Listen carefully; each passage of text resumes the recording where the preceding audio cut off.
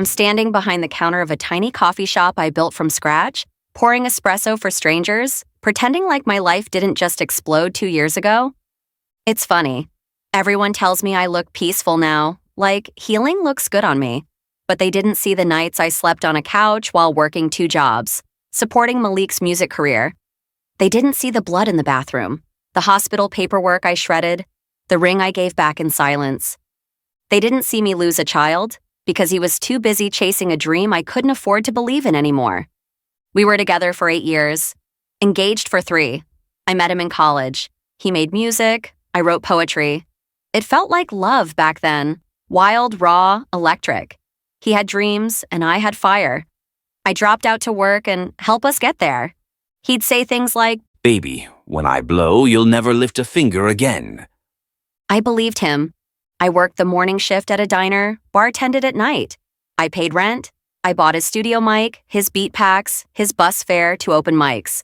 I'd come home exhausted and he'd still be hunched over his laptop making beats at 3 a.m. The miscarriage happened on a Tuesday. I collapsed in the walk-in freezer at work. I didn't even know I was pregnant. The doctor said it was stress, said I needed rest. But I didn't rest.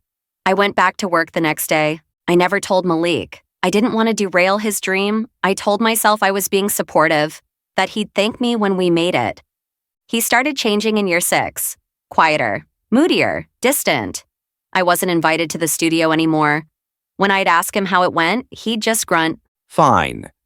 I once said, maybe we should think about some stability, a job, something part-time. He snapped. So you don't believe in me either? That either cut deep. I was the one who'd believed when even his own mother told him to quit. But I said nothing. I just stopped showing up to his gigs. He stopped coming home on weekends. The night he got signed, he told me on speakerphone. "Joe, I finally got it. They want to fly me out. This is it." I was quiet.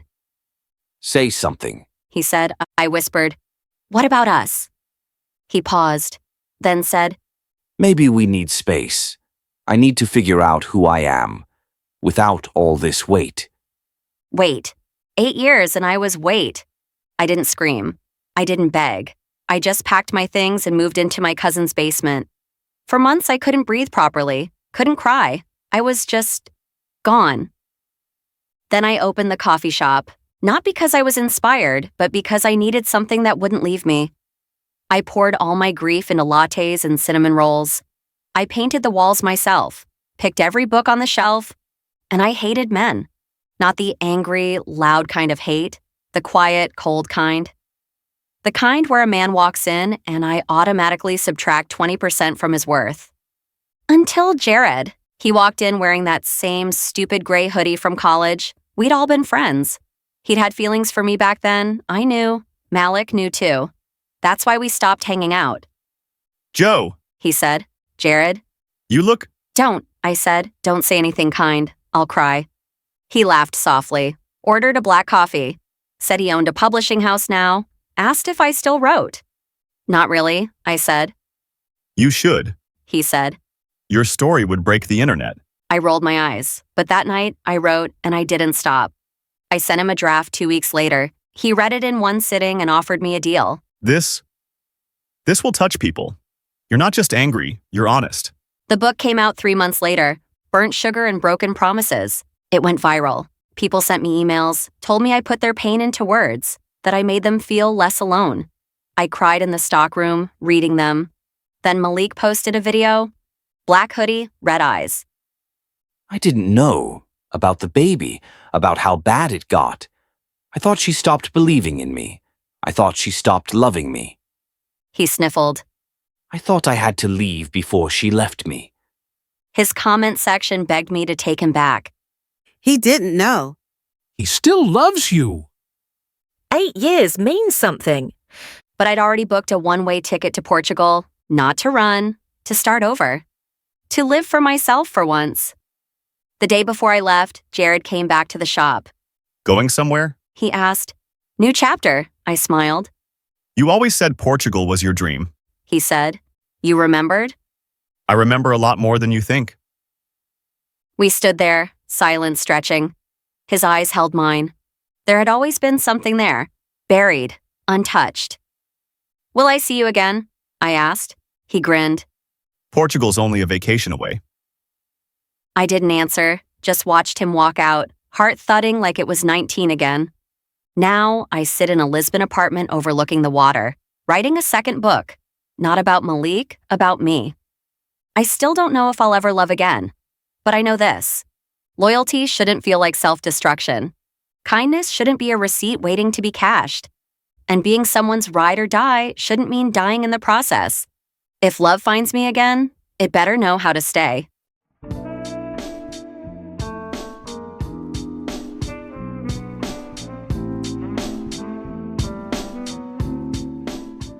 Two years later, I didn't think success could feel this quiet. In Portugal, I signed a 5-book deal, drank espresso with my editor by the ocean, and smiled through press interviews. Everyone said I'd made it. But each night, I'd close the door behind me and hear nothing. That silence is what brought Jared back. He was the only one who reached out when I closed the walls of my heart. He showed up in linen and confidence, with a manuscript in one hand and my favorite almond pastry in the other. For the past 2 years, he had made several visits to Lisbon to work on book deals. But now my agency wants us to work together. They want us to co-write. He said, stepping into the house like he'd always belonged there. You in? I didn't answer right away. Jared had once loved me quietly, without demands. Now his presence stirred something I hadn't felt in years. Safety, but also tension. We wrote. We argued over metaphors and sentence pacing. He moved into the guest house, and I started wearing lipstick to morning edits. He noticed, never said a word, but I saw it in the way his gaze lingered just a second too long. One night, after a bottle of Vinho Verde and a chapter that bled too close to home, we laughed at nothing and everything. I missed this, I whispered. He stepped closer, close enough for me to feel his breath. I never stopped. His lips touched mine. Soft at first, like he was asking. I kissed him back, but it terrified me, because it felt like falling again, and I wasn't ready. I pulled away. Jared? I know. He said, stepping back. It's okay. It wasn't. 2 days later, Malik messaged. Saw the book. Proud of you. In Lisbon. Can we talk? It was like fate was playing a cruel game. Why now? I stared at the screen for a long time, then typed, okay. We met at a rooftop bar, sun melting into the sea behind him. He still looked like Malik, disarming, magnetic, that damn smirk. You're glowing, He said. Europe suits you. You look rich, I replied. He laughed. The label is going crazy with the releases. Got another album in the oven. Touring Asia next. Congratulations. There was a beat, then he said it. I still think about us. 8 years, Malik. You think I don't? He reached across the table, fingers brushing mine. I didn't know about the baby, Joe, I swear. I didn't tell you. I couldn't. You were chasing a dream, and I was trying to survive. Maybe we just needed time. He leaned in, and I didn't stop him fast enough. His kiss was warm, familiar, and completely wrong. That night I found Jared packing his suitcase. You're leaving? You don't owe me an explanation. He said. But I can't compete with history. It's not about history, I snapped. It's about honesty. He faced me. Then be honest. Do you still love him? I hesitated. He nodded. Thought so. He turned. I grabbed his wrist. I kissed him, but it didn't feel like home. You do. His eyes searched mine. Then why are you still holding on? I didn't have an answer. Not that night, but the next morning I did. I wrote. The final chapter of our new book ended with a woman choosing not who made her feel fireworks, but who held her hand when the flames burned out. I mailed Malik a copy. Inside was a note. I wanted to be the woman who stayed, but you left first. Jared was in the vineyard, pruning a stubborn vine. I walked straight to him, heart in my throat. Still think you don't stand a chance? He turned. His expression cracked. Joy, disbelief, maybe even a little fear. I didn't wait. I kissed him. And this time, I didn't pull away.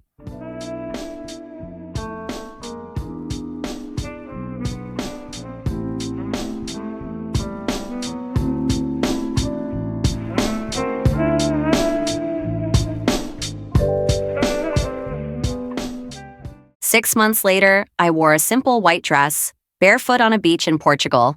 No ring from the past, no ghosts in the crowd.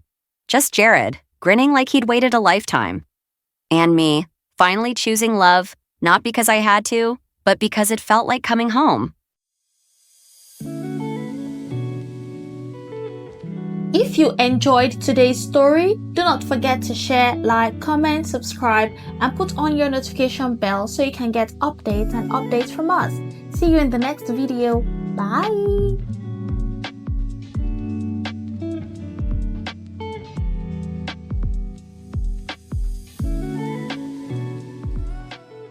Gray, tell. Check it.